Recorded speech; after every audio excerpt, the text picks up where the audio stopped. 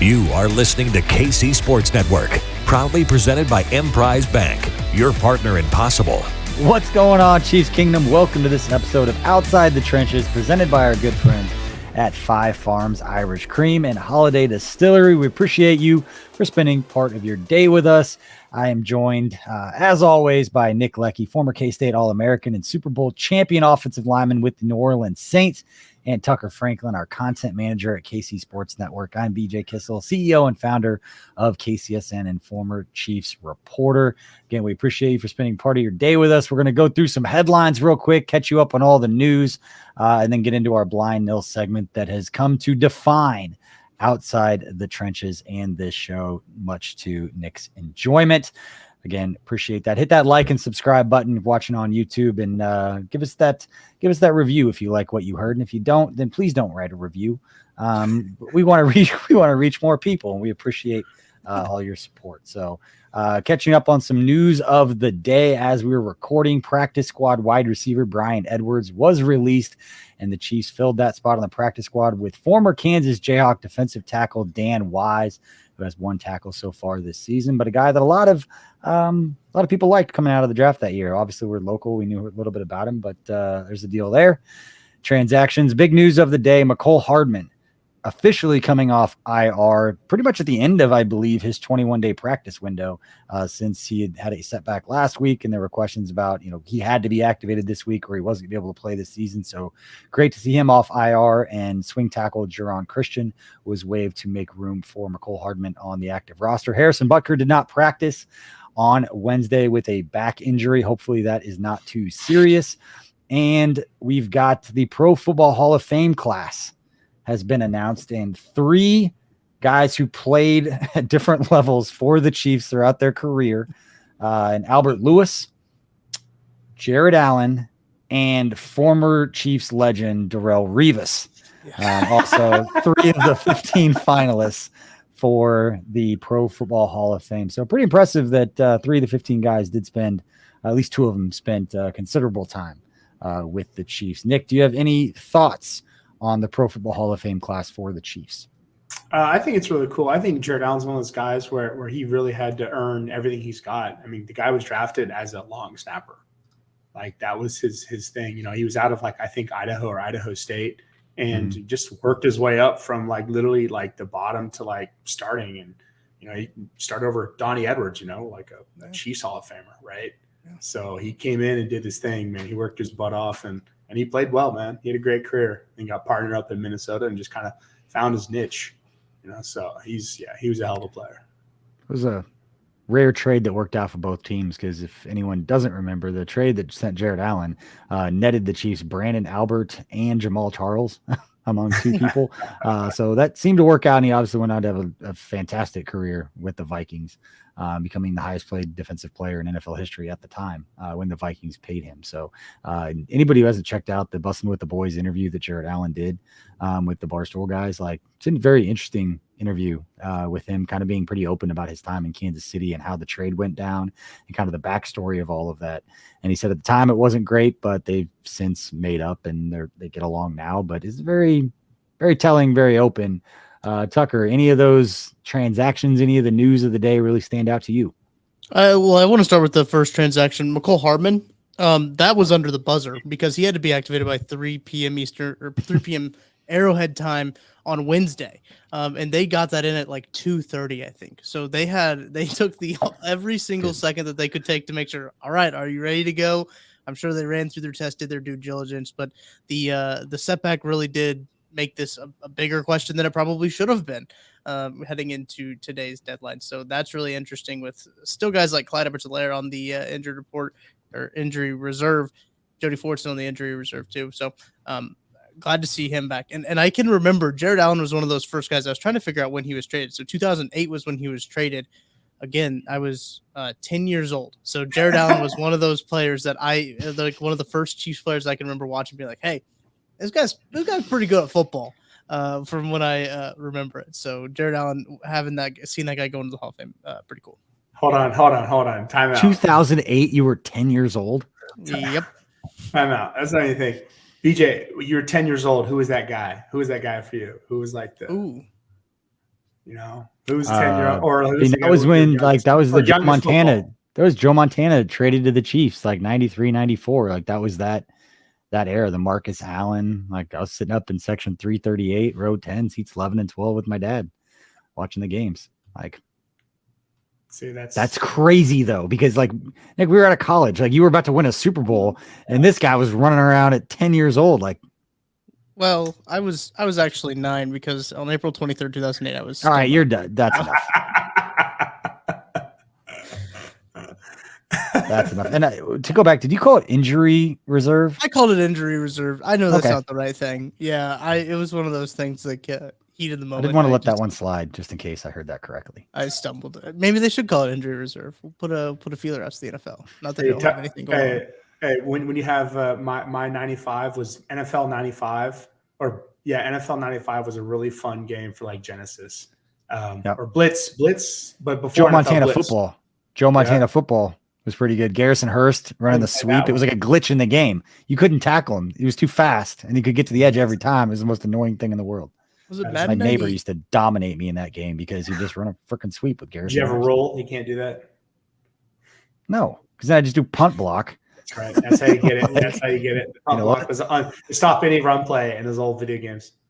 My son still does that. Like he wants me to do punt block so he can score. Like when I play him in Madden, because he's gotten pretty good, and now like I kind of have to try because he's figured it out. Like he's getting better at it, and he starts beating me. And it's like, all right, now we're gonna start trying.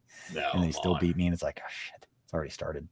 Breakthrough mode. So, all right, let's get into those. Are the headlines. We're gonna change up the format of the show a little bit for anybody who's watching. That's been watching all these shows. So in the first 15 minutes or so, going through the headlines and one key question that we've got, and then we'll take a break on the YouTube side and finish out the rest of the content with the audio podcast. So make sure to check out that link and subscribe to the podcast if you haven't already. But the question and the topic that I want to discuss is just kind of when looking at Saturday's game against the Raiders, just how worried should Chiefs fans be, or how worried should Chiefs fans feel about this game on Saturday against the Raiders? And in the context in which I bring that up, because I know the Raiders have not had a great season, but considering Derek Carr got let go from the team basically since he's not around these guys, and Jared Stidham starting, Denzel Perriman, the starting middle linebacker, gets put on injured reserve. Chandler Jones, one of their big offseason moves, gets put on injured reserve.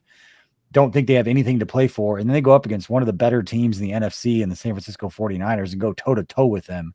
The Chiefs have notoriously played down to opponents in a lot of different ways. Tucker, we'll start with you. Just how worried should Chiefs fans feel going into this final game of the season, that depending upon how all of this stuff plays out, we don't know on the seeding stuff because of the obvious stuff going on with Buffalo and thoughts, with DeMar Hamlin, and hopefully we get more good news that he keeps continuing to trend in the right direction. But Tucker, what are your thoughts on how we should approach this game on Saturday mentally? Well, Chiefs fans are no stranger to the feeling of the Chiefs playing down to their opponents, right? I think that it seems like every year we find ourselves in the position of, man, the Chiefs should really be winning these games by 14, 21 points, but they're always not covering or, playing very close games to teams that they shouldn't be, like beating the Texans in overtime. Shout out to Joseph Hefner because he kind of dove into this analytically on the KCSN Substack. So make sure kcsn.substack.com. Find the link in the description below, or just go to that website. You can find this article too. If I believe it was as a free article too, so you can go out and find it.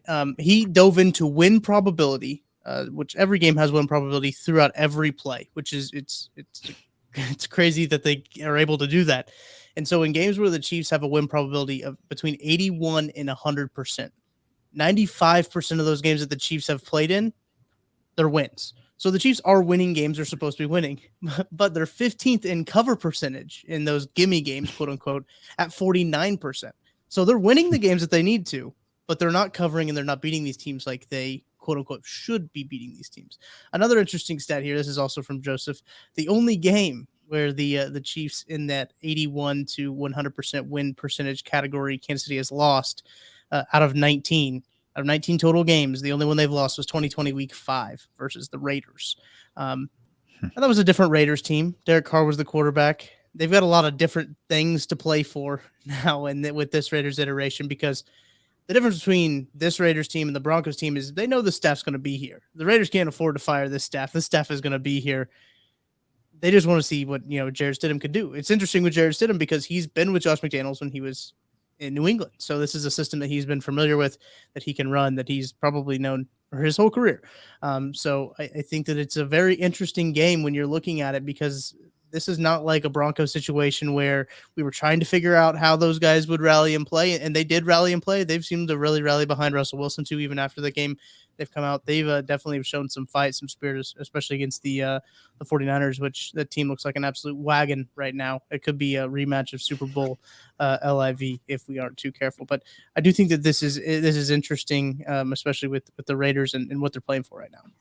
Sturdy, dirty. That's what it is, BJ. I saw you trying to interpret the lingo. No, it just caught me off guard. Sturdy. It's like, you know what? It's pretty Sturdy. good. Well, here's the thing too with the Jarrett Stidham thing, which I like that the Chiefs aren't playing. Last week, new guy. You got a 1 week of data on him. So my thing is, he's been playing the system. He's familiar with it. He has the confidence. Went to Auburn, then transferred or whatever. Is he Matt Flynn or is he Tony Romo? Like which one's he going to be, right? Is he going to have the guys going to have the standout December games? And then, week one comes around and, you've been exposed. Or is it going to be Tony where, you come in late and do your thing and ball out, or like Tom Brady, right? Like, how's it going to be? He seems pretty confident for sure. So that was actually my blind nil, BJ, too. Why are you scared of Las Vegas? I am extremely afraid of Las Vegas because I've been on a team where 2006, I was with Arizona. We played at Chargers for the last game of the season, and we were done. We weren't making the playoffs. I was going to Mexico like in 4 days after that. So I knew what I was doing. Like, I knew for sure. And the Chargers had to clinch home field advantage by beating us. And we played our ass off because it felt really good to give a big middle finger to somebody going to the playoffs.